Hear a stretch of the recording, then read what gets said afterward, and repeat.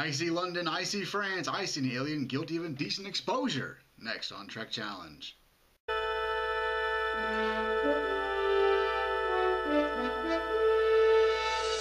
We open up the episode with Scotty offering to have coffee with Lieutenant Slutty McCocktease over here.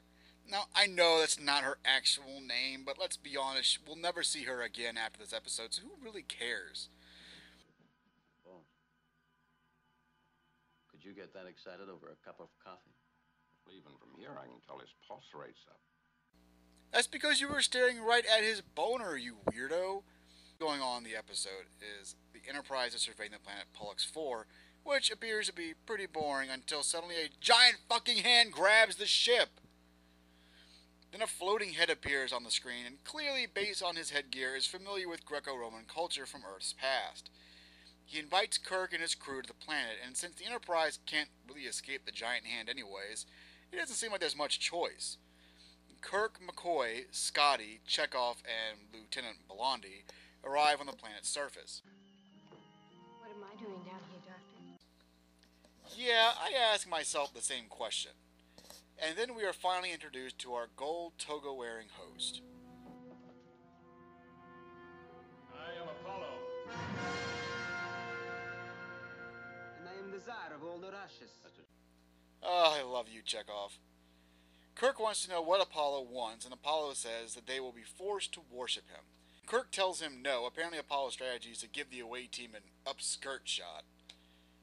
When Apollo vanishes, we finally get the first reason for Lieutenant Blondie's purpose here, to explain to those who never took a course on ancient history who Apollo was.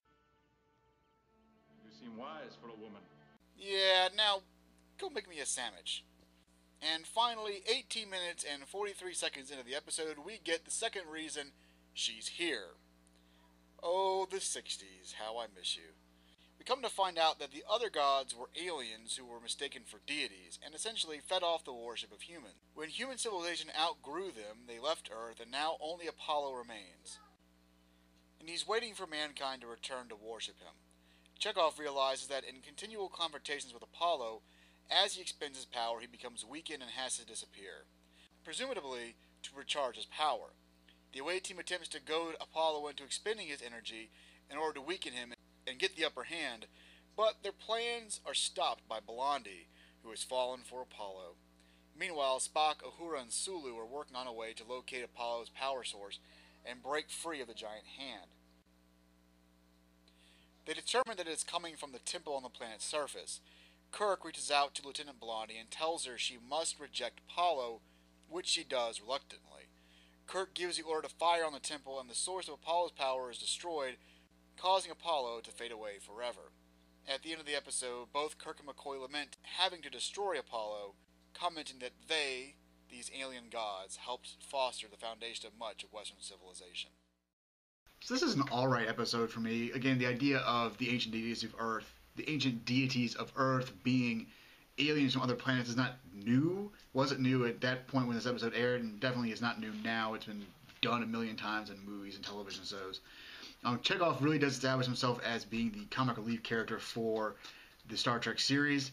He'll continue to hold this role throughout the rest of the franchise. But in general, it's an okay episode. I've read comments and reviews, people saying that this is sort of a reflection of the Back to Nature movement that was going on in the 60s in America, but I feel like that's kind of a stretch. It's just a Star Trek spin on an old story and sci-fi prototype. But Leslie Parrish as the blonde lieutenant in the episode, definitely a redeeming quality for me. Very, very hot. But other than that, it's sort of an episode. It's worth a watch, but not going to make my top 10 list of best episodes ever.